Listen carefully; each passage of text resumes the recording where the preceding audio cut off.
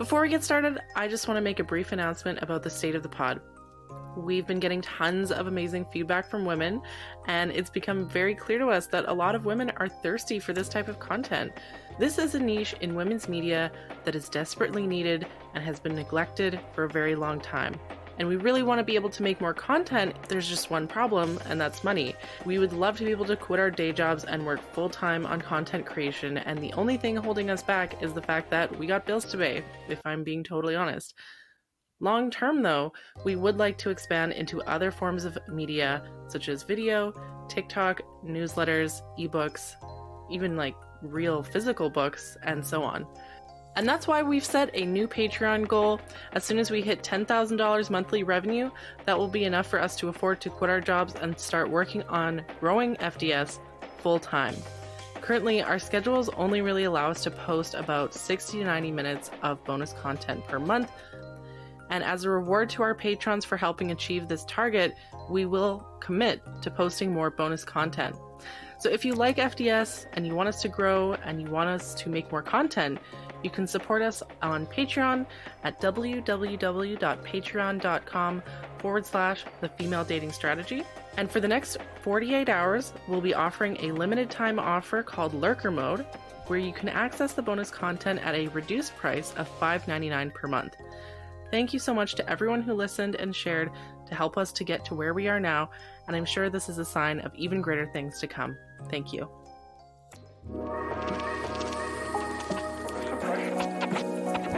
What's up, queens? Welcome to the Female Dating Strategy Podcast. I'm your host, Ro. I'm Savannah. And this is Lilith. And today we're going to talk about why men today are so much more terrible, it seems like, than men of previous generations. But first, before that, we got our very first roast to scrote. Woo! Yeah, about to put some chestnuts over the roasting fire. Welcome to the first ever FDS barbecue. I wish we need a theme song. We need something that's like chestnuts roasting on an open fire. Something like that. I don't know. I mean, it's May, it's barbecue season, you know. We've been locked up in our igloos all winter. And the clowns have come out to play, clearly. Okay, so this roast to scrote is submitted from our Patreon subscriber, Amrita. She says, allow me to share with you a story from my pick-me days, set at the beginning of the pandemic. I had just escaped an abusive relationship and had recently moved to a new city to start a job, so I took some time to walk down to the boardwalk and read a book as it was a nice sunny day. Not 30 minutes go by before a guy comes and sits on the bench closest to mine, and I can feel him practically boring holes into the side of my head while I try to ignore him. Eventually, he remarks in the sunset, and I decided to humor him, because why not? He said he worked at a bank in the city and seemed well-adjusted enough and not unattractive in any way. Eventually, he gives me his number as he's, quote-unquote, left his phone at home and asked me to text him.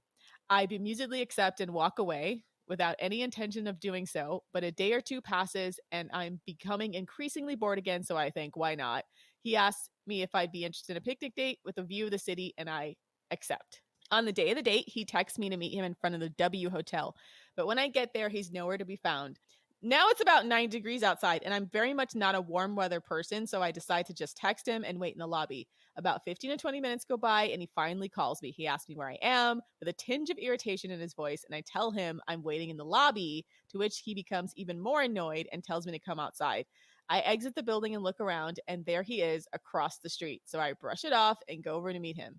I'm surprised he's not carrying any picnic supplies with him, but he asked me if I'd like to take a quick walk along the boardwalk and then grab takeout, which is fine by me. Immediately, he starts speed walking down the boardwalk, and though I'm a pretty fast walker myself, I'm wearing heels and a dress, which make it uncomfortable to keep up. See, they thought we were crazy when we said that speed walking is a red flag. Yes, yeah. Yeah, we had a post that was like, if he walks fast, dump him. Hell yeah. If he walks in front of you, dump him. Yeah. Yeah, because it's a huge red flag. Yeah. It's like a deliberate power play, because any man knows if you dress up and you got heels on, it's going to take you a while to catch up with them. So usually a gentleman or a man who is the least bit considerate would like offer you his arm. They'll match your pace. Yeah, or walk at your pace. They know this. He should know this. All right, so He starts vaguely talking about work without giving any specifics, and so I listen politely and then respond with a lighthearted work story of my own, which seems to annoy him slightly, and he quickly changes the subject without even bothering to ask what it is I do. I'm a doctor, and it's pretty relevant to my personal dating life, so I usually put it out there early, but I literally could not get a word in. Oh man, so many red flags. Anyway, at this point, I'm sweltering hot and ask if we can make a pit stop at a cafe or something so I can pick up a cold drink, which he agrees to, and speeds off towards a nearby restaurant, which was fully booked, while telling me that he doesn't drink but is perfectly fine if I do. I eventually managed to tell him that I meant a non-alcoholic drink because I was thirsty, and he brushes it off, saying I don't have to be nice for his sake, and that he has drinks at his apartment, which is only around the corner. Oh, this is a date rapist. Fuck this guy. Oh god. Like the line about, oh, I don't drink, but I don't mind if you have one. Well, oh, how charitable of him to allow me to drink some water. Yeah. See, this is what I'm saying. Like, there's all these little tells, and individually men act like we're crazy, but like the staring her down, the being 15 to 20 minutes late, the walking too fast, Acting irritated with her. yeah, already getting irritated. Like, oh my god, this is just like It's escalating. escalating. But if you say these individually, like, you guys are overreacting, bullshit. No, we're not. Okay, so now I know this was a stupid idea, and trust me, I would never ever do this now, but at the time I thought, why not? I'm parched and overheating, and none of the cafes were allowing people to sit down anyway, so maybe it would be fine to just grab a glass of orange juice at his place. I'm scared. This feels like in a horror movie when they walk down into the basement and you're at the edge of your seat, like, oh no. It's almost telling how calculating this guy is. Oh, it hurts. Yeah, it's so shady. Like, he knew exactly what he was doing, and that just gives me the creeps. So she says how wrong I was. Of course. It's okay. We all been there, sis. Well, maybe not this, but not this specifically. But we finally get to his apartment, which is up literally 5 flights of rickety ass stairs, and I'm desperate for a glass of water. His apartment seems clean enough, if a little oddly decorated, but I've seen worse, so I brush it off. I want to know by oddly decorated. Is there taxidermy? What kind of oddly decorated? I need details. But not even just that. I feel like if you're already telling yourself, well, it's not that bad. Oh, leave. Oh, you are not impressed by that man by that time. Every time I've had that feeling and I didn't immediately leave, I regret it because it never gets better, ladies. Whatever state you see his home in, that is the best he can do. That's the best he can do. So he's been talking nonstop this entire time, but to be honest, I didn't hear a thing until he opened the fridge door. He says he doesn't have ice, juice, milk, or anything, but he does have a few shot bottles of Jack Daniels, which he keeps for his friends. I again tell him that I'm really just interested in the water, but he places one down in front of me anyway before returning to the sink and filling up a glass with tap water. Now, I'm not squeamish about tap water, but this water was literally lukewarm, if not actually warm. I drink it down anyway, and of course he's been talking the entire time about how he decorated his apartment with paintings he bought at Goodwill. See, that's what I'm talking about. That's weird, yeah. Not to like dismiss Goodwill or anything, but was that supposed to be impressive? Because like usually art is like expensive, and the reason why you brag about your art is because it's pricey. Okay, I decided to take a sip of the whiskey to be polite. Oh no! Oh my god, sis! I'm upset because I'm like, oh, that's so dangerous. Like this guy, he's got all the signs of being a creep, right? Like every single one, and then if you drink whiskey at his house and you don't know what he put in that bottle before you got there, oh my god, oh my gosh, oh my heart can't take it, love. She says, I decided to take a sip of the whiskey to be polite, but it was too somehow warm despite being in his fridge, maybe because he was busy roofing it. And I couldn't manage more than one sip. Eventually I convinced him that we're going to miss the sunset, and we head out to the restaurant to pick up dinner. Oh my god. Oh, thank god. Once at the restaurant, we put in our orders, and as the waitress is turning around to tell the kitchen, he yells out that he wants separate checks. That's a douchebag. It was though time slowed down for a moment, and the waitress locked eyes with me, silently asking me why, and I had no answer except that I was still a pick-me. Though he wants to wait outside in the sweltering heat, I put my foot down, and we wait inside. While waiting, he talks about how much he loves to travel and where he wants to go next. I tell him about the places I visited, and he expresses some interest in going there. I say something to the effect of, well, you probably have to wait for a few months at least. And he asks why. I'm a bit confused at the question, but I carefully note that we're at the cusp of a historic pandemic, and he shrugs it off, saying that he doesn't believe it's really that bad and that the media is exaggerating. I start citing statistics, but stop short at mentioning my own patients who passed away in front of me because it feels like a conversation that I no longer want to have with him. Out of everything, that was the moment where I decided I'd never see him again. But somehow I still felt compelled to go through with dinner. And at this point, it was almost out of morbid curiosity than anything else. Let me take a deep breath. And fuck this guy. Fuck the horse he rode in on. Fuck his sweltering ass hot apartment. Fuck his Goodwill paintings. Fuck his hot ass whiskey. Fuck his, like, what else? Fuck his 5 flights of stairs. Fuck his rickety ass stairs. All right. One more. So we speed walk to the park, each carrying our own plastic bag of food. I thought at the very least we'd be sitting on a picnic bench, but no. He settles down, cross-legged on the rain-soaked grass, stating that it had been a few hours and was dry now. Mind you, I'm wearing a white dress, but at this point I was committed. So I hunted around for a dry enough spot and settled down. No. It's okay. You know what? Because like this seems like here's what happens if you sit down on wet grass is it'll like soak through. It'll make you look like you shit your pants if you're wearing a white dress. Like, ask me how I know. So inconsiderate of him. What a scrote. Anyway, continue. This picnic was spent with me stuffing myself with dinner as quickly as possible while he waxed poetic about the way the light reflected off the buildings across the water. Oh, this guy is so full of shit. This is so bad. He's trying to like set the mood, like this loser. Okay, I had taken a few architecture classes in college, so I remarked here and there about the styles of the buildings he was pointing out. But this very obviously annoyed him, and he ignored my input completely. Because you're messing up his monologue. He has a whole this is his whole spiel. He practiced this shit. It's supposed to seduce you. He sounds like a narcissist, and he's just annoyed that she's not following the script. Yeah. Yes, narcissist, 100%. 100%. Eventually, I was left longingly staring at the cute guy playing soccer with a few of the children at the park while my date amused himself with the sound of his own voice until I got a word in and headed home. At the time, I was not a big proponent of blocking or ghosting because I thought it was mean. I know better now. I thought he'd get the hint when I told him I was busy the first time, or the second time, or the third, or even the fourth, but eventually I decided to break it to him kindly and let him know we weren't a good match. He instantly started sending me a bunch of vile messages calling me a gold digger because he paid for an airplane shot of JT. Okay. Oh, God. Okay. I was actually a bit relieved at this and let him know exactly what I thought of him as well before blocking him forever. Luckily, I didn't lose anything more than an afternoon, but I certainly learned my lesson. Sorry for the long story. I really didn't know how to cut it down. And thank you, ladies, for everything you do. I know I speak for more than myself when I say you're literally lifesavers. I was dumb as hell. Don't be me. It's okay. Like, I feel like this makes me want to tell a bunch of stories about my really bad dates because, oh man, do I ever have... Yeah, we've had things like this, so... This really took place over one afternoon. I felt like it was like multiple dates with the amount of bullshit. That's a lot of bollocks to cram in one day. He took her to so many locations. Yeah. Without paying for shit. And like none of them were good.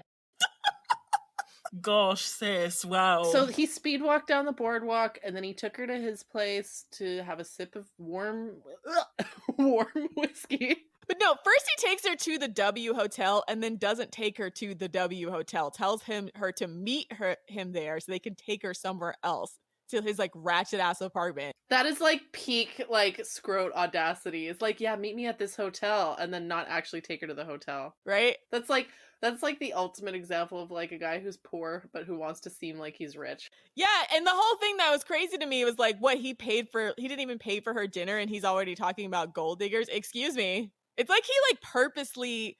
So this is one of those guys that's like pathologically cheap. He might not even really be broke, but the fact that he was bragging about his Goodwill stuff is like he's trying to test her boundaries to see like if she gonna freak out because it's not expensive. You know, it's like he's the whole time he's testing her boundaries around like trying to make her feel like, you know, bad for asking for basic courtesy. Oh my God.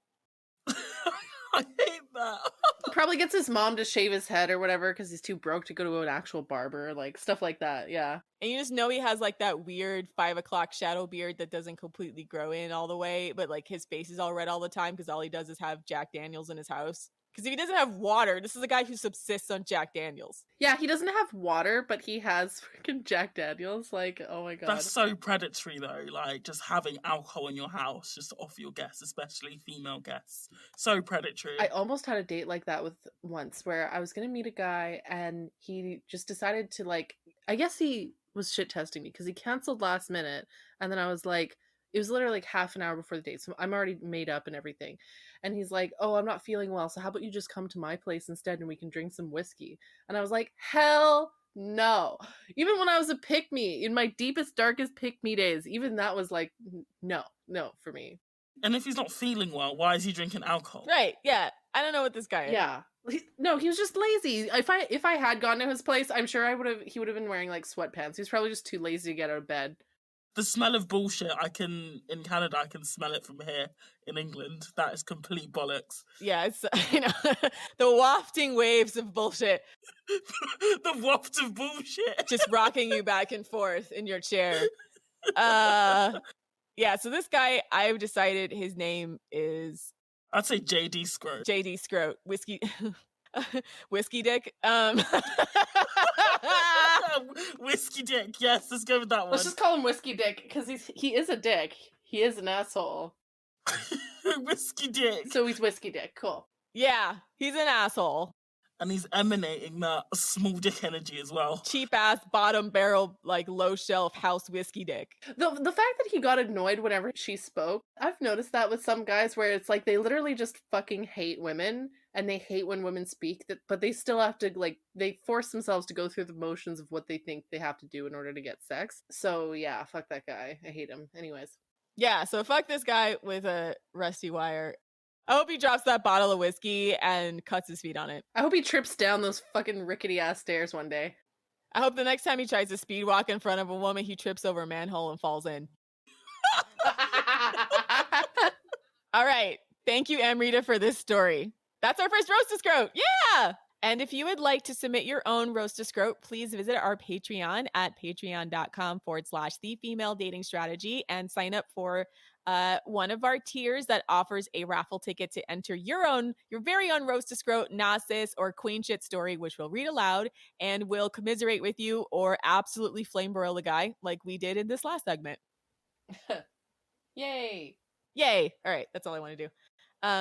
Okay, so let's transition to our main topic for today. There's just so much in our culture that's happened in the past 10, 20, 30 years or so that I think is contributing to a lot of our dating problems. So we're going to dissect that today. And I think we're pointing the finger to porn, red pill, video games, boomer relationship dynamics, the superwoman, the archetypal superwoman. Yeah, there's been a lot of talk on the subreddit about, have men always been low value? Have men always been trash? Or are they just recently trash? In fact, you see the same conversation about this sort of crisis of masculinity that we're seeing. You see that same conversation happening in the manosphere. And they tend to blame feminism because a lot of these negative qualities that men are showing nowadays started to pop up around the time that feminism started to happen. So obviously, feminism is an easy scapegoat and we should all put women back in the kitchen and problem solved, right? Wrong. It's not just because of feminism. They tend to blame feminism for things that are caused by global economic factors, things like jobs, right? Like they'll say, oh, it's because feminists flooded the workforce and that's why men aren't getting paid that much nowadays, which is not true. It's mostly because of automation and because of jobs being shipped overseas. That's mostly the reason why wages have stagnated. Well, they I don't know, in the United States, our 40-hour work week standard was based on the man working outside the home and the woman staying home. So now with 2 times the workforce than it used to be when the labor laws are put into place, arguably what happened was a lot of men who otherwise would have had a woman at home doing like all the domestic labor. Most women work now, and so they're less willing to do those things. So they look at it as if like, oh, feminism is ruining women now because they're not as domestic as women of years past. But the understanding was that women of years past would spend most of their time in the home with a single male earner, which is not the case anymore. I reject this, I guess if you call it a thesis, that feminism is the cause of all of the world's woes, because women in this system of one man earning an income, it didn't work out for a lot of women. A lot of women ended up financially dependent and, were abused or couldn't escape their abuser. And if you were lucky enough to marry a good man, then, that could work out for you. But if you were unlucky, then you had no recourse. Yeah, or they just had interests other than washing their husband's drawers for 40 years. You know what I'm saying? Like, that's the other subtext of this, is that for a lot of women, although they might love their children, they have other talents and skills that they want to utilize in the world. And I think that's a very human thing that a lot of women were robbed of, because of the idea that you were always supposed to focus on being a domestic servant to your husband first. It's ludicrous, and I feel like they should have been focusing on the ills of capitalism rather than saying the solution is that women go back to being domestic servants, when so many of us clearly don't want to do that, or we're not able to do that because it's predicated on one man providing enough money to support an entire family, which is just increasingly only available to the uber rich. So people who are making over $300,000 a year. Yeah. The solution is not to send women back to the kitchen, boys. We ain't going. Sorry, the red pill. We're not going back in the kitchen. Like, that ship has sailed. Gonna have to drag somebody back there. Yeah. So my interpretation of this, like, oh, feminism ruined relationships or feminism ruined dating or whatever, it's not that feminism ruined it. It's just that men have refused to adapt to the reality of feminism. Men love to blame feminism for ruining society, when in fact it's just because men don't want to do chores. That's it. Literally all of Western society collapsing because men don't want to do the fucking dishes. One of the biggest causes for why men are low value nowadays is because of what I call boomer relationship dynamics, where you have a man and a woman, they both work. The boomer generation was the first generation where women were out in the workforce, like, maximizing their potential in full force. And then you got the whole, like, oh, ladies, you can have it all, working full-time and cooking and cleaning. Yeah, superwoman, basically. The career mom, Wonder Woman, immune to sleep deprivation, only sleeps 3 hours a night, working 18-hour days every single day. And fuck that. Like, I feel like so many kids growing up watching that dynamic, like, men of our generation, millennial generation, watch that and they go, oh, like, as a man, all I have to do is work and that's it. And I don't have to contribute to the house. And then as a woman, growing up in that dynamic, you look at that and you think, oh, like, I have to do everything. I have to manage my time, like, perfectly. I have to cook and clean and work and do everything. And so that's how you end up with the low value man pick-me-sha dynamic. And I was even seeing on Twitter, because that's not just within the parent, sometimes that's within the sibling dynamic as well. So a lot of times the eldest daughter takes on that role in the family towards the other siblings. Parentified, yeah. Right, very, very parentified. It's not entirely clear to me how that became the preferred method for women to operate in order to prove they were feminist or progressive or capable. It almost seems like men just negged them to death about how they weren't able to do anything and that women were worthless and useless. And so their response was to become superwomen to prove that they could do it all. But, like, they're proving it to, like, guys who were low value scrotes to begin with. So then they almost just got manipulated or tricked into taking on way more of the burden than they needed to in order to gain what they thought was or in order to do something they thought would gain them respect. That's exactly it. Like, women would do this because they thought that it would earn the respect in men's eyes. And if anything, it's been the opposite. Like, men actually seem to respect women even less when we can do it all. It's almost like the role of the woman has evolved, whereas the role of the man has regressed. Because even in some circles, even if you say you want a guy with a decent job, you're now a gold digger. That's how much we've regressed in this relationship dynamic, that even wanting a guy with a job now is enough to get you. I think, was it Gwen Guthrie wrote that song? Ain't Nothing Going On But the Rent, one of my favourite songs.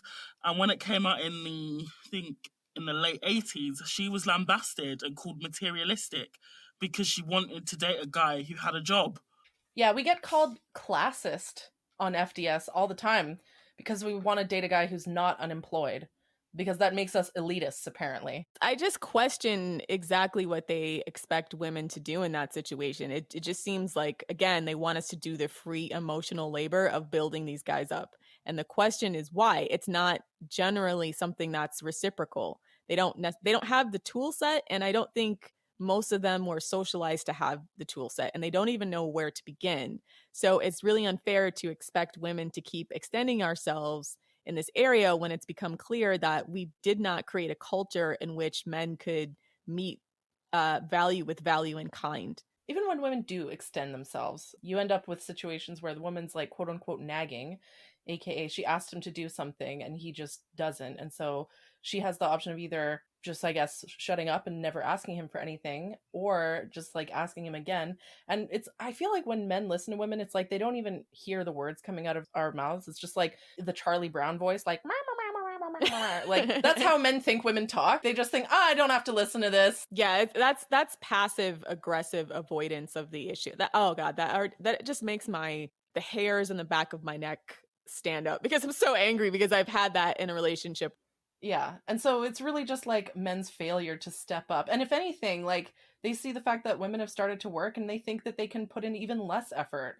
Like guys nowadays, they want a woman who will do 50-50 on the bills and do all the cooking and cleaning for them. They want that gravy train that they saw their dad grow up with, right? Even more so because now, I mean, with the influence of porn, with our parents' generation, porn was probably, rather tame in comparison to what it is now, at least in the mainstream variety. And now and even back then, there wasn't an expectation that your wife would have to perform like a porn star. But now, that's an expectation that a lot of men have going into relationships, that, female sexuality works how porn works, and that the kind of dirty, degrading, abusive stuff that men would typically, go into a theater in the bad side of town and hide and watch and know that it wasn't appropriate to treat women that way. Now it's just sort of an expectation that women tolerate that, even if you're just like, this is completely unenjoyable for me in every single way. Oh man, there's so much I could say about porn and how it's ruined relationships. I think that's probably the single most destructive thing that's happened to relationships in the past 20 years. And it's just, yeah, you're right. And it's also the rise of things like kink shaming, where if you question someone's fetish or what they're into, you're the one with the problem. It's, nothing to do with them. It's entirely your problem. Stuff like that.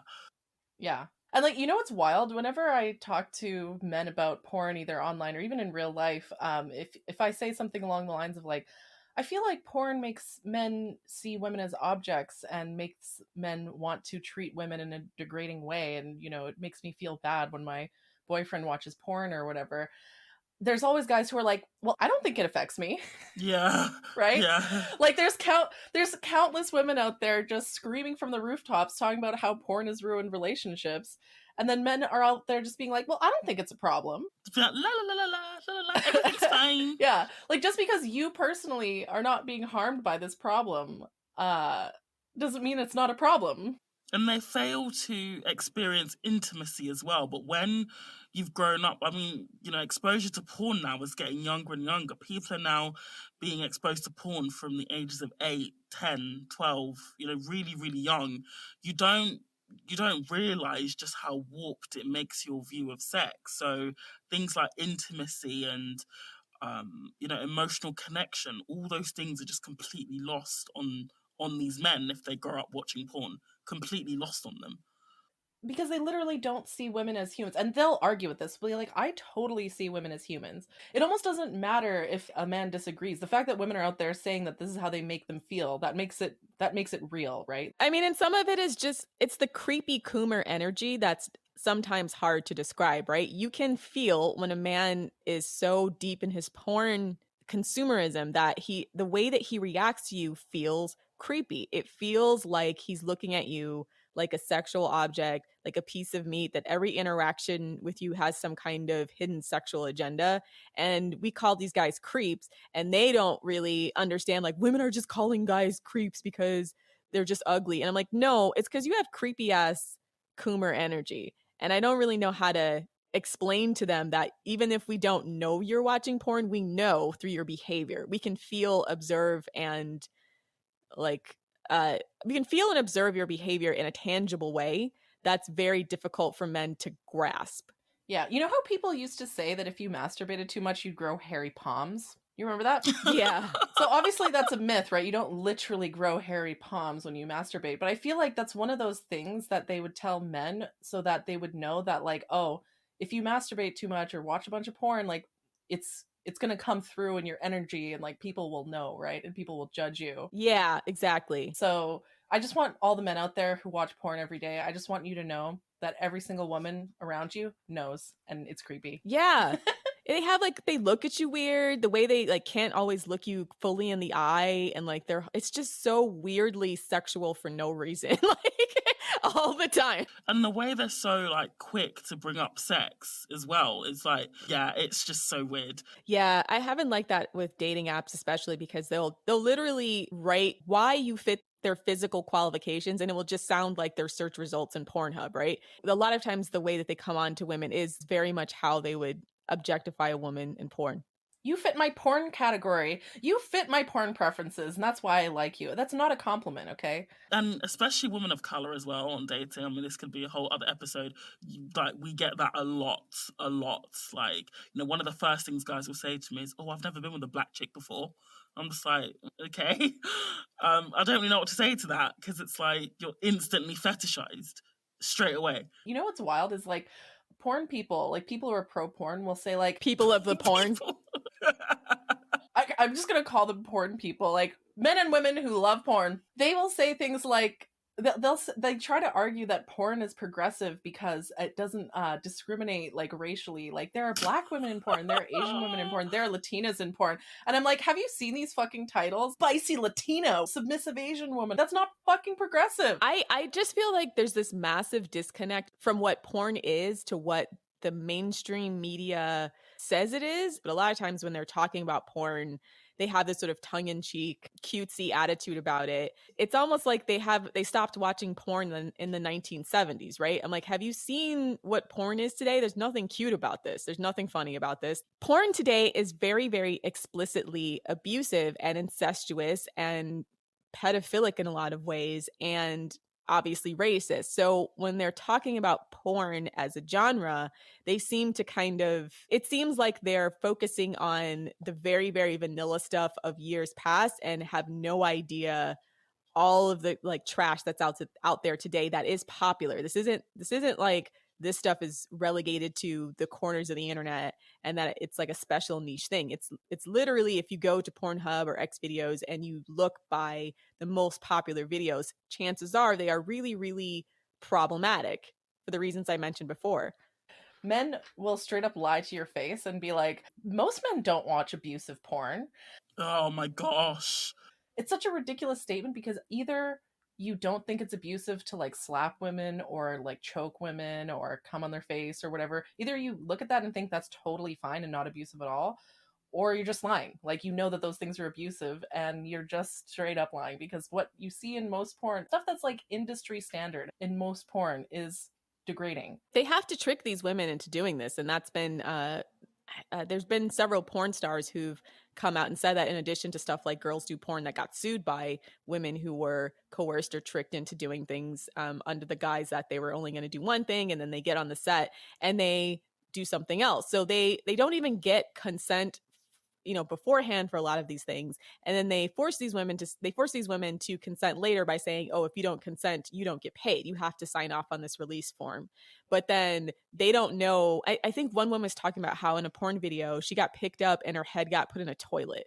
She didn't know they were going to do that. They do stuff like that to these women who are young, don't understand their boundaries, and then say, if you don't agree to this, we're not going to pay you. Right. And they already have control over the image. So there's just anything goes. And even a lot of the seasoned porn stars, I think even Lisa Ann, she's a pretty famous porn star in like the MILF genre. She said that a lot of porn stars of her generation want to get out specifically because of how violent porn has gotten, like just in the course of the last 10 to 15 years. So even like the vets, the ones that started earlier who are still working, they're just saying it's just untenable to be subjected to that kind of violence all the time. So they keep trying to find younger and younger girls to do these things and then spring it on them and then force them to sign these release forms. And the actresses didn't even know they were going to do that. Like, they do that when they do those racist scenes as well. There's been several Black actresses and Asian actresses who have come out and said, I thought I was doing a regular shoot, and I show up and there's a guy with like a Confederate flag in the background, right? And I didn't know. It's stuff like that where they don't tell these girls that's what's going on so that they can force them into doing these things. I think it's very, very alarming that when you talk to guys about this, is they don't even seem to recognize that these violent sex acts, they don't even see them as violent. They don't even see it as abusive. They just think that that's normal. They don't see anything wrong with randomly choking out your Tinder date. And, people love to say, if it's, especially I've heard, men say in my DMs when I've written about the woes of porn, they say, well, if it's between two consenting adults, what's the problem? And, first of all, consent, we've spoken about consent before on the podcast, but I think in that scenario, when a guy is horny and he's looking for a video to beat off to, is he really fucked about consent? Has he really, Googled the actress to see if she's actually consented? No, he hasn't. He just, selects a video, watches it, closes it. He doesn't give a shit if the actress in the video has consented or not, so long as he gets, what he's looking for, which is an orgasm. So that is how they use consent in a very, very dishonest way, to make out like they're very pro-consent when actually they don't care about it at all. Because they don't check if and especially a lot of amateur porn, which is what a lot of men enjoy, there is a real risk of revenge porn in amateur porn, or women being filmed without their knowledge and it being uploaded as amateur porn. There's a lot of that on the internet, but they don't care about that. There's no such thing as fair trade porn. Right? Yeah, it's not like fair trade chocolate or anything. And it's just like when women or people try to say, oh, there's feminist porn, it's just like, if you have to put the word feminist in front of porn, then it's inherently it's inherently anti-feminist, then surely. True. That's a great point. Because if it was empowering and feminist, you wouldn't need to tack on, well, this is feminist porn, which is really niche. It would just be porn, right? If it was feminist. Right, exactly. With the so-called feminist porn that is meant to be for women, we never see a really hot guy or two really hot men just pleasuring the woman. That still never happens. Preach. That still never happens. Let's talk about Polycule Fight Club, okay? I've been dying to talk about this on the podcast. Okay. Go for it. Okay. So those of you listening who, I challenge you to make what I consider like truly feminist porn, okay? So for those of you who don't know, we have this one moderator called Jammies. She's like practically like a Reddit celebrity. She had this one post saying, all you polyamorous people talking about, multiple girlfriends and one guy, the one penis policy or whatever. Here's what I want to see in polyamory. I want to have like a group of guys who are all super fit and buff, and then every night, two of them fight to the death. Maybe not fight to the death, but they fight to the death. That's extreme. But they fight with each other. Then she has sex with the winner. Oh my gosh, that's what I consider empowering. That's my kink. Okay, don't kink shame me. That's feminist porn. I mean, Brad Pitt in Fight Club. I don't blame her. Yeah, because I feel like that was partially my sexual awakening. This is something that I've been wanting to talk about. Like, it is hot when two guys are fighting. Yeah, it's true. Whoever wins, I'm like, nice. And the thing is, it's not even weird to say that. It's actually completely natural, because in nature, males fight with each other all the time to impress females, okay? Mm-hmm. Like bighorn sheep, deer, like a lot of species will fight with each other to impress the females. That's what females are looking for in nature. And so if I were to say, my kink is seeing two guys fight with each other and then I fuck the winner, people probably look at me like I'm a psychopath. But that's how females experience sexuality, or a lot of females experience sexuality. I love NBA fights. Is that basketball fights with like the super tall men? Oh yeah, National Basketball Association. Oh yes, tall men, yes, please. Yeah, I love hockey fights, okay? Like, so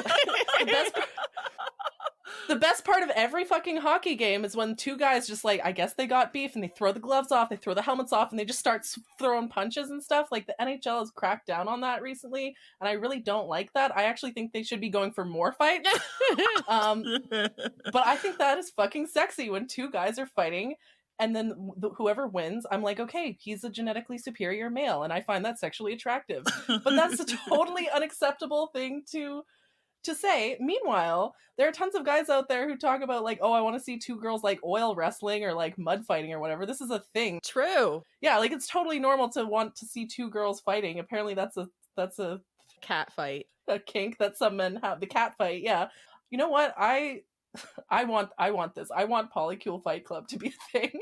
We should bring back the old ancient Greek Olympic style where they would be butt naked and all greased up, and then they would do the games that way.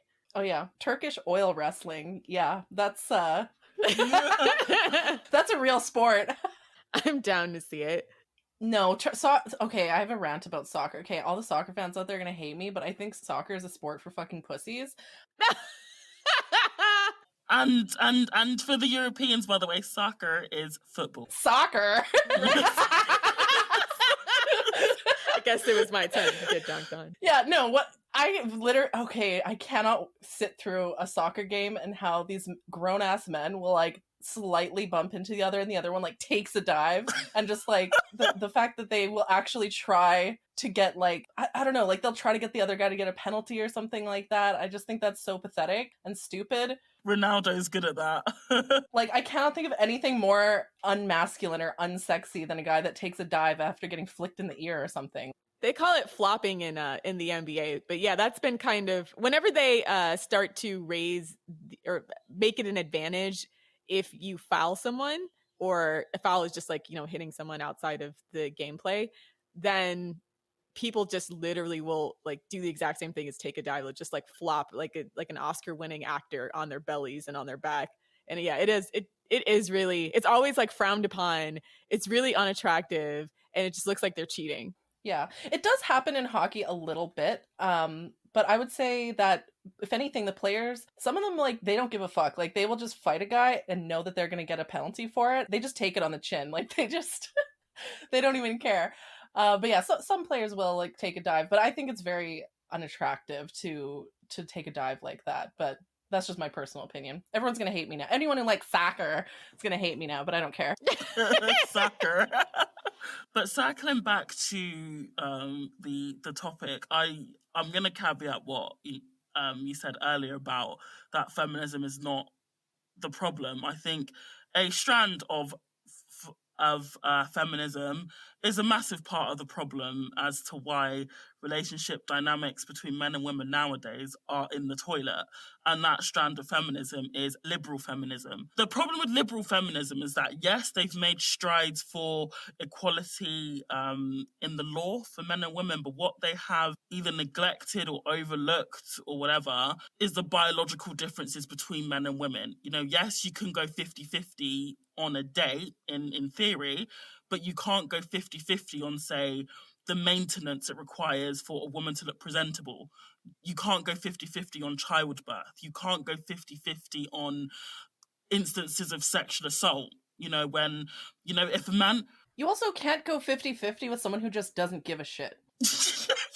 Yeah, exactly. Like, if the other guy doesn't want to even meet you at 50-50, you can't... There's no legislation that will make him do that. So, and there are biological differences between men and women that will never be reconciled. Hence the reason why things like, for example, casual sex is a bigger problem for women than it is for men. Hence the reason why women, some women's careers, they never recover after giving birth. Like, men are not affected in the same way. If anything, men are actually seen as more reliable after they become a husband and a father, and a woman is seen as less reliable. Yeah, exactly. I was going to say it's interesting, too, because the other thing about liberal feminism is they forget that there's a lot of women who work in pink-collar jobs, especially, and that's why a lot of, I think, working class people end up being conservatives, because they feel completely ignored by this idea of quote-unquote equality. If you're a woman and you're a teacher or a nurse or a job that's traditionally got mostly women in it, do you feel oppressed at your job because you're a woman? Probably not. Maybe your boss is probably a woman. Most of your coworkers are women. You know, they don't necessarily identify with equality, and their husbands might work back-breaking blue-collar work. They might work in carpentry or, construction, something that has a premium on men's physical strength. So trying to tell them, so getting them to care whether or not, I don't know, Hillary Clinton per se gets to be president, or any woman who works in a white collar job on a coastal city is getting the corner office, and that's quote unquote equality. It doesn't necessarily translate to women who don't work in those kinds of environments. And they're like, we need more tangible things I can see in my workplace, and not just female faces in these, gender neutral jobs per se. Yeah. But before we go ahead, because Savannah, you had more to say about liberal feminism. I just want to like quickly define terms, because a lot of people don't understand what we mean when we talk about liberal feminism versus, say, radical feminism. Just a brief sort of history of feminism. Basically, in the 60s, 70s, and 80s, there's a sort of schism in the feminist movement between radical feminists and liberal feminists. Radical feminists believe in a massive restructuring of the world, and that you have to sort of like, the whole system basically is like fucked up and you got to like change the whole system. There's a lot more to it than that, but it's very like very brief. But a liberal feminists generally believe in trying to work within the current system, like working with capitalism, whereas radical feminists are usually more on like the Marxist kind of side. To be fair, liberal feminists in the 60s, 70s, 80s did achieve a lot. Like they were largely behind passing laws. To give credit where it's due, liberal feminism hasn't always been this like weird, like sex posy, toxic nonsense that we see nowadays. It did do good in its early days, but nowadays, like, liberal feminism is liberal in the same way that neoliberalism is liberal, or that libertarians are liberal, because they take the concept of individual choice and freedom and they just take it way too far. It's like they only see they see progress as women being treated closer to men, rather than women prioritizing things that are in our best interest in balance with men, right? And I think that's a very different concept, right? And I think where they differ from radical feminism is radical feminism understands women as a sex class, meaning we are a class and a group of people that have specific needs that we should prioritize. But that was, deemed too radical, and you're trying to restructure society, and they would call them feminazis, basically saying that women like that, who think that women as a class should be accommodated in accordance to our needs as part of the human experience, given the fact that we are the majority of the population and we're responsible for creating all of the population, should have that be front and center whenever we make decisions. But obviously that's not necessarily compatible with capitalism, right? Because capitalism is always going to prioritize exploitable labor. So liberal feminism became more preferred in capitalist systems. And also, just a quick word on branding. Sorry, but people think radical equals bad, extremist. Oh, you want to blow shit up. People think radical automatically means bad. Radical feminism is only referring to a restructuring of society. That's what we are referring to when we use that. Liberal feminism, people think, oh, but liberalism is good. And yeah, like, a lot of underlying principles of liberalism are good. Like the ideas of anti-coercion and freedom and equality and all that stuff, those are all good ideas. What we're seeing nowadays is it's taking it too far, and it's failing to address some of the structural issues that are associated with patriarchy.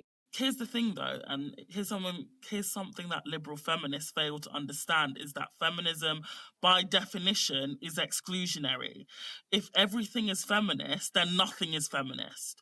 It can't be this whole, if I choose to do it as a woman, then it's feminist. No, that's horseshit. That's not, as a woman, we can do things that are not in our best interests, either individually and as a class as well. You hear this like male gaslighting about feminism. They'll be like, oh, FDS aren't real feminists because they don't believe in equality. They believe in female supremacy, and like feminism is about equality, and therefore you're not a real feminist. And it's like, no, guess what? Feminism is for females. Okay.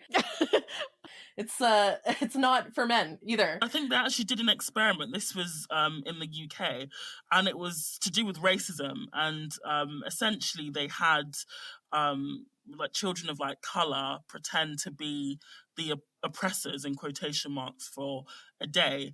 And it turned out that the children of color didn't treat the white children anywhere near as badly as the white oppressors in quotation marks had treated them. So even if, say, there was a matriarchy, I still don't think women would treat like men anywhere near as badly as they've treated us. Oh, 100%. Yeah.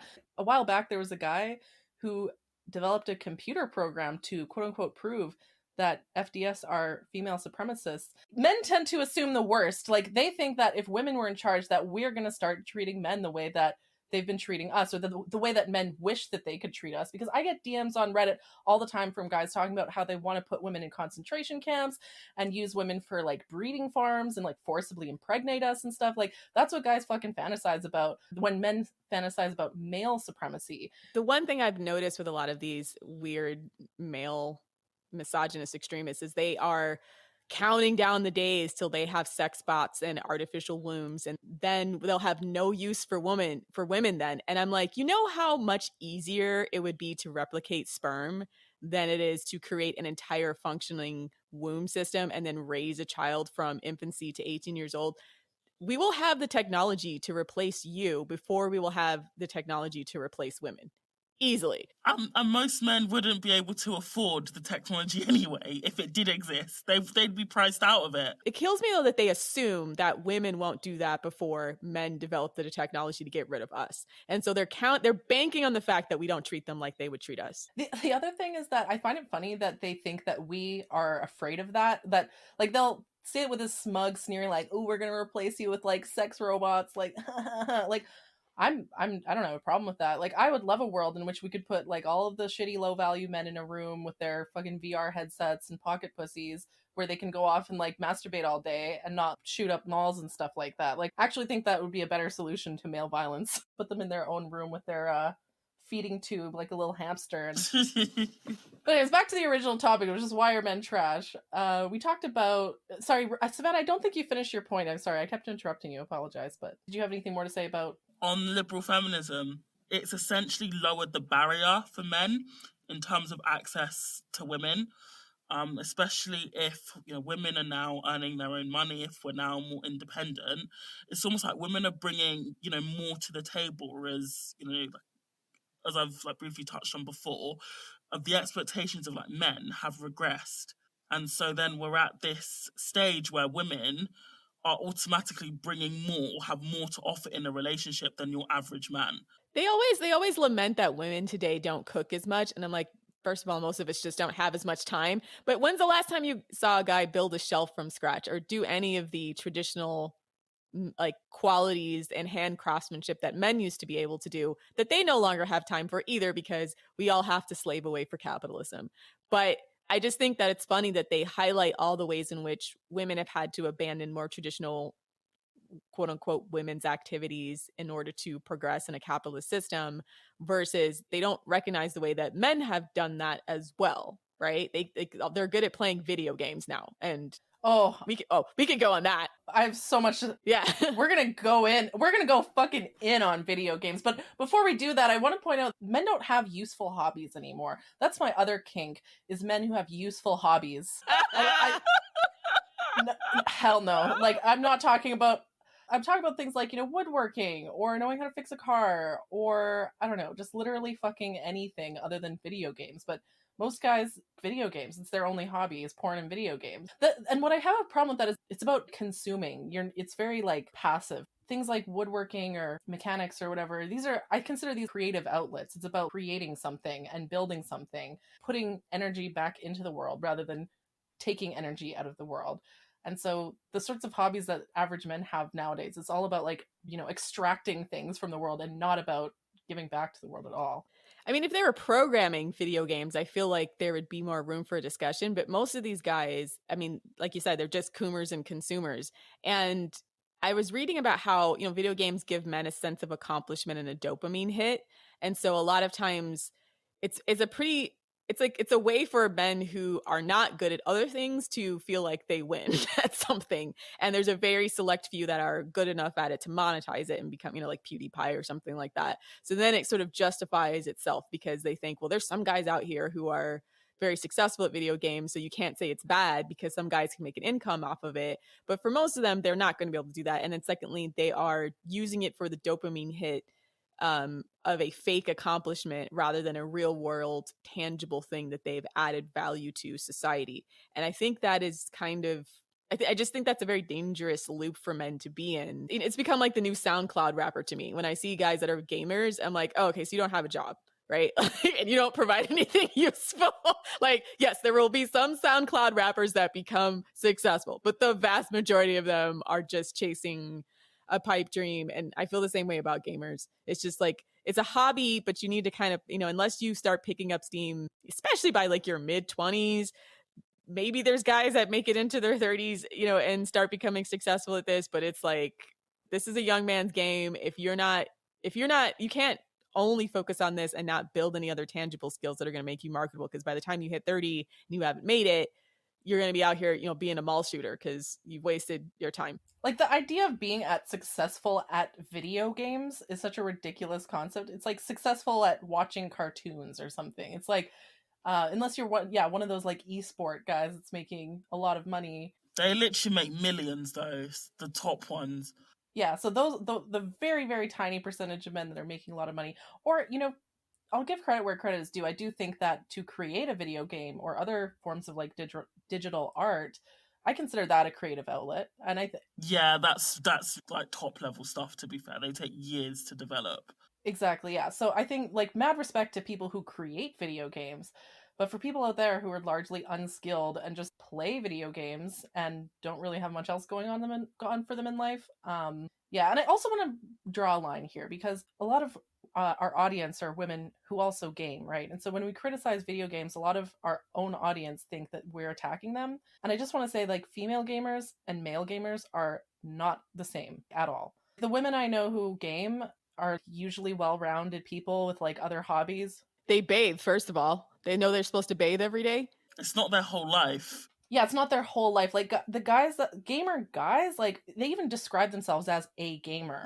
Like, that's their whole life. That's their life is game. I get messages, again, on Reddit all the time being like, yo, what's your problem with video games? What's your problem with porn? It's just really unmasculine. Like, these guys seem like such betas. Coomers and consumers. Yeah, like, they're just so unmanly. Like, they have the audacity. Like, all these fucking red pillars. Like, they're so beta. They're so passive. I'm calling it. I'm calling it coomerism, and consumerism is what's killing men. It's like they're not creating anything of value. They can't even be present because they're so used to consuming everything in life, right? And having everything be readily available. And they have that weird, creepy coomer stare because all they do is look at big anime titties and like gaming titties, and then they don't know how to interact with women or the way if they're always on the live interaction games and they have their own language and it's a lot of times very racist or it doesn't the skills and social skills they develop within a video game culture doesn't necessarily translate outside into the real world. So again, if they don't make it as gamers, if all your humor is gamer based and then you try to go work a job and talk to regular people, they're gonna be like, bro, what are you talking about? Yeah, like, it's a massive, like, I don't know. My point being that, like, I think men who game are usually obsessive and have nothing else going on for them in life. Women who game are usually just more well-rounded and seem to have other hobbies, and they don't let it take over their life. And so for any ladies listening in who think we're judging them because you play video games, we're not. And for those of you who think it's a double standard, yes, it is a double standard because it's based on facts. Okay. Well, and women too, like, women get dragged for not being like real gamers because they're not willing to sacrifice literally everything about their life to be successful at a video game. So that's why a lot of times women get perceived as fake gamers. And that's just because they're not willing to just sit in their own filth for days eating Cheetos to be good at something. Yeah, you're not as hardcore as me. And I nearly got like job fished by a gamer one time on online dating because he was like, oh, by the way, I'm self-employed. And I was thinking, oh, cool. So, like, what do you do? And he was like, I stream on Twitch. I mean, I know some people can make a lot of money playing games on Twitch, but this guy was working in Lidl, which is like the US equivalent of like the dollar store.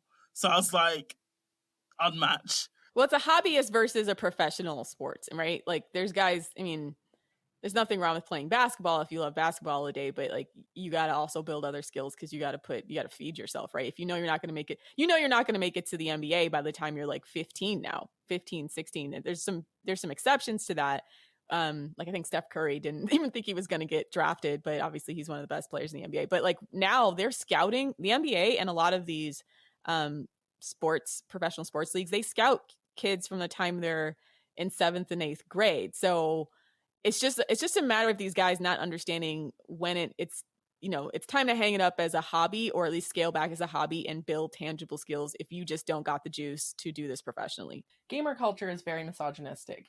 I read I listened to this podcast, and I don't know if I should plug it, but it's called Behind the Bastards.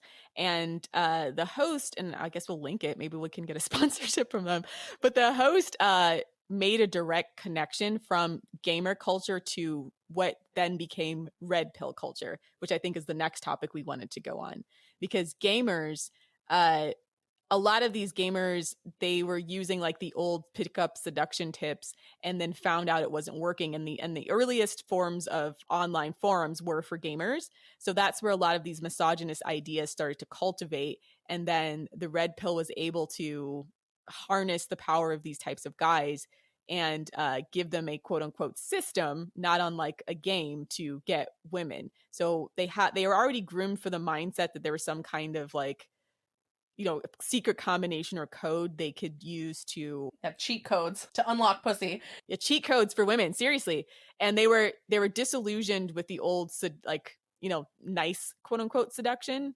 And so then when they started developing these red pill ideologies, it was based on the idea that you could, they have these catchphrases like enjoy the decline and it's amoral, and it was all about gaming women, hacking women so that they could be successful. Yeah, even the word like game is used in video games, but also like, oh, he's got good game, to refer to a guy who reels in a lot of women. They literally see relationships as a game. And there was that article that said like female dating strategy turns dating into a game. We're not the ones that turned it into a game. Like, yeah, like we weren't the ones that turned it into a game. Like we were presented with a whole generation of men who already see it as a game, and now we have to come up with counter strategies to respond to that.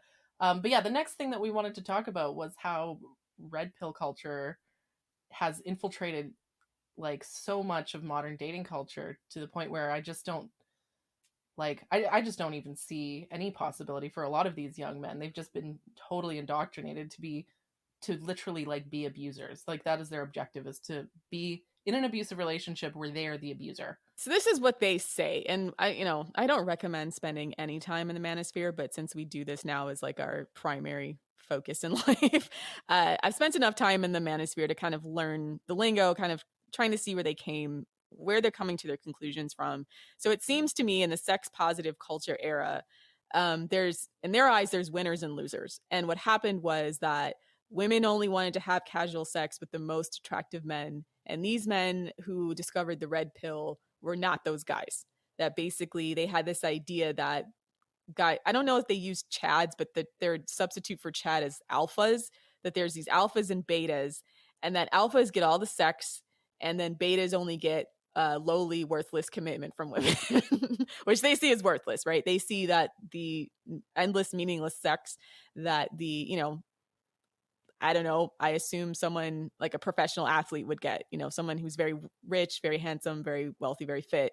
So they want to be those guys. And so what they taught them was a series of psychological tactics and a way to subvert what common culture was at the time, and kind of still is, subvert what had become our sex posi culture brought to you by liberal feminism to work for their benefit and against ours as women. And so they had this idea that they could, it's negging, right? It's the old seduction negging stuff, but it was also whatever the cultural expectation was, they would subvert it into their favor. So for example, I know liberal feminism was really trying to push you should pay 50-50 on dates, and you should make sure that you ask a guy out first, et cetera, et cetera. And so what they would do is they would use the fact that they didn't have to pay for dates to say, okay, well then you could just spin plates. You can just go in and exploit these women who think that them paying 50-50 is on their way to a relationship, or that they're engaging them in good faith, thinking, okay, we're getting to know each other, we want to be in a relationship, or with the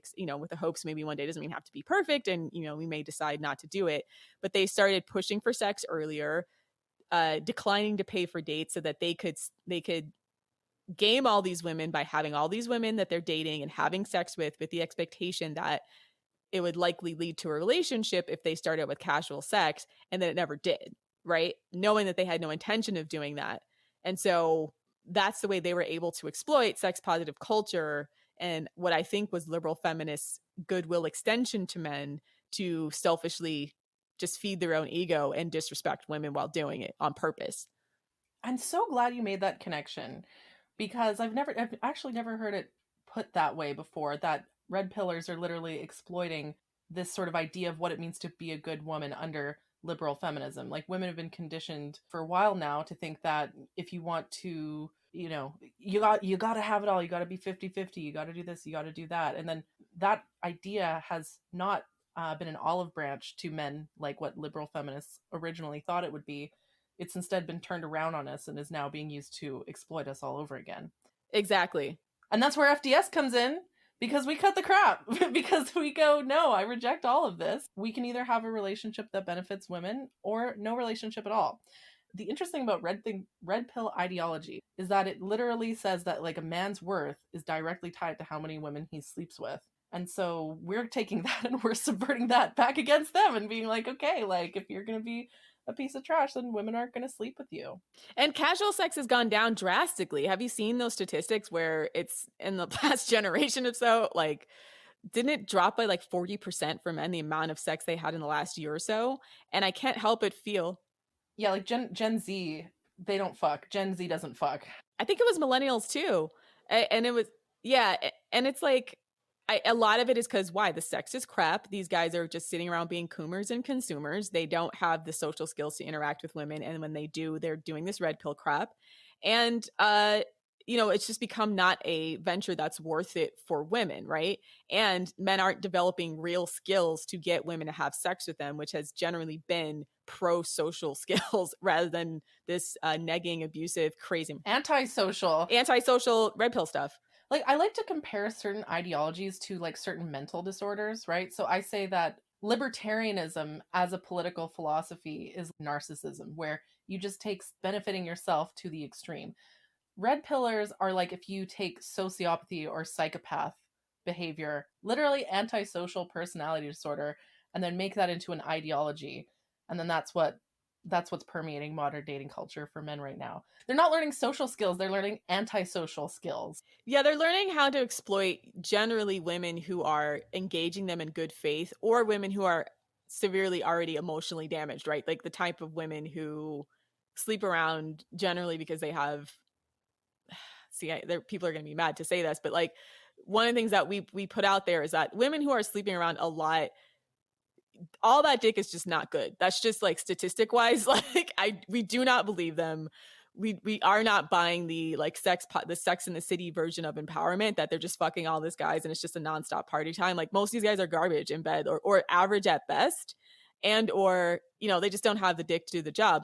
Like our last episode, like we gently explained in our last episode that just physically some men just ain't gonna cut it. So us, when we look at the women that they're trying to game, it's either women who are engaging them in good faith and going 50-50 and trying to do the right thing and virtue signaling, etc., or the women who are like I sleep with anybody for any reason. I have like severe emotional, dysregulation issues. But then they take that as like success. Yeah, I would say, rather than framing it as like women who like sleep around, I would say it's more women who like crave companionship and who go out on, and it's very sad actually, a lot of these women will go out on a limb and they'll have sex on the third date or whatever, because they think that a relationship is going to happen after that. And then more often than not, he just ends up ghosting her, right?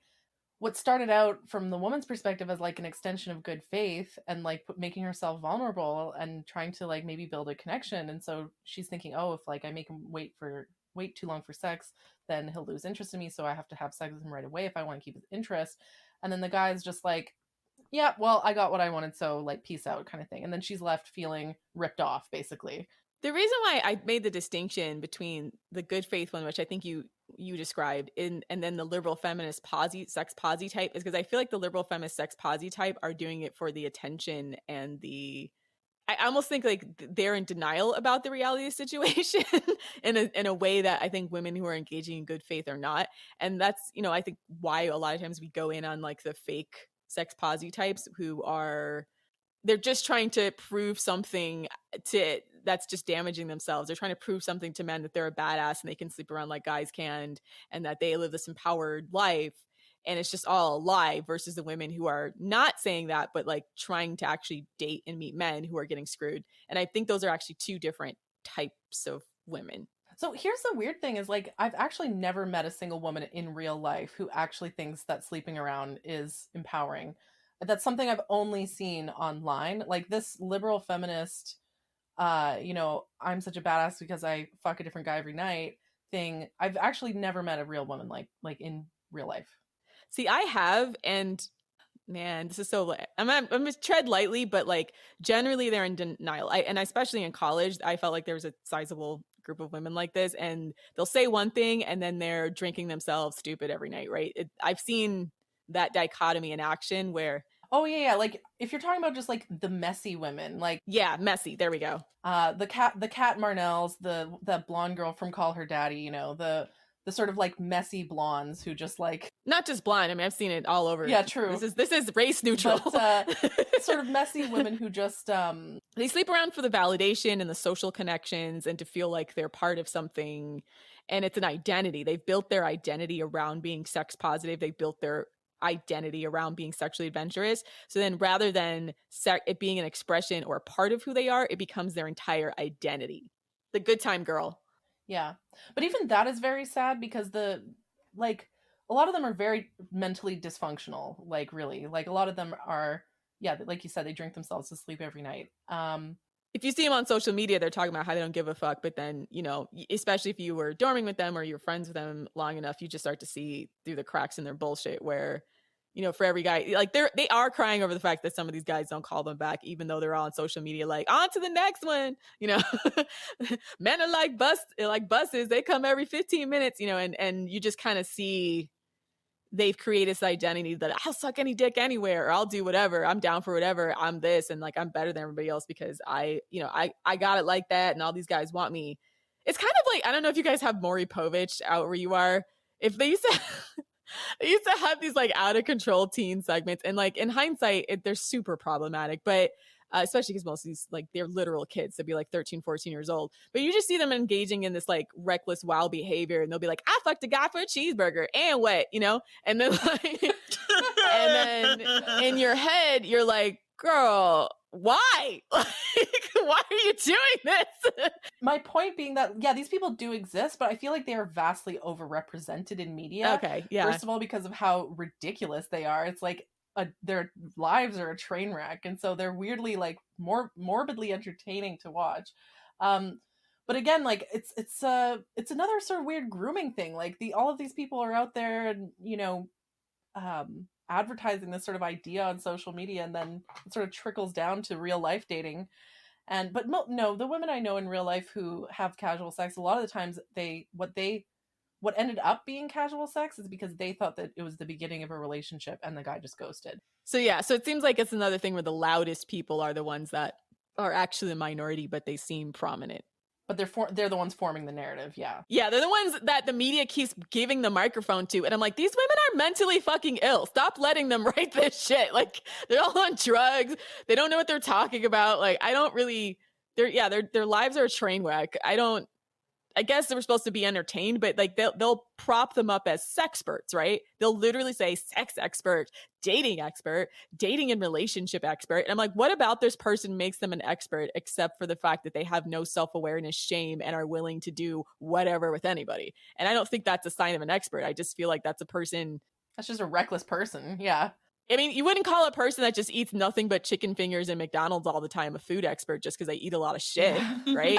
You look at someone like Martha Stewart, they're sampling the best shit, right? I want a dick connoisseur. I don't want like a dick glutton, right? That's actually such a good point. I would love to see. Yeah, I'm tired of listening to these dick gluttons, okay? These like McDonald's dick consumers, right? Yeah. I want to see more like women out there who are dick connoisseurs, like wine tasters. I only deal with luxury dick. I want luxury dick. If there are any dick connoisseurs in the comments, please let us know. Sound off about your luxury experiences. We would love to hear them. I feel qualified after last week's episode to yeah, and all our subbies. There's some dick connoisseurs in the comments of that article. Dick connoisseurs, yeah. Yeah, but honestly, the whole red pill thing, it's one of those things where, I don't know, they've flown too close to the sun and now the wax is melting and they're coming and crashing down. Like women are, because so many red pillars are prominent social media personalities, like women are wising up and are learning these tactics, right? Like if a guy tries to neg me, I'm like, block and delete. Yeah, they're going to go out sad, and I feel bad for him because, again, this isn't the 50s and 60s where they're banking on, I'm going to be 35 and my options are really going to open up. And let's just keep it a buck. If you're attractive, you wouldn't have gone to the red pill in the first place because you would have already gotten a lot of women. And if you think you're going to substantially increase your sexual market value over a certain age to anything other than women of your age, like you're just kidding yourself. You're not Tom Brady. Let's just keep it like 100%. Even all these guys that are handsome and rich and have everything these guys wish and think they want, they're generally married to age appropriate women, right? Like they're married to probably equally attractive women, but you just are not seeing like gargoyles get super hot wives unless they're like ridiculously wealthy and powerful, like Harvey Weinstein. Literal billionaires, yeah. The rest of these guys, it's just not the way it works, even for them. So just to wrap it up and tie it back to the theme of the episode, which is why are men nowadays so low value? I guess it could be summarized as men are just as misogynistic as they've always been, if not more so. The only difference is that now they don't have any of the benefits that would normally come with the traditional, male role. They've got all of the misogyny of traditional gender roles, but none of the positive masculinity, like paying for dates or building a house or fixing your car or being a supportive father and community member and so on. And so a lot of women are just realizing that men ain't worth it. Most men nowadays just don't have anything to offer a woman. All they do is consume and take and take and take, and they don't give back. They just don't do reciprocal relationships. And so I'm glad that more and more women are starting to realize that and are realizing that there's more to life than finding a man, and that it's better to be single than to be with a low value man. Please check out our Patreon at patreon.com/The Female Dating Strategy, as well as our website at thefemaledatingstrategy.com. Thanks for listening, queens, and for all you coomers and consumers out there, die mad.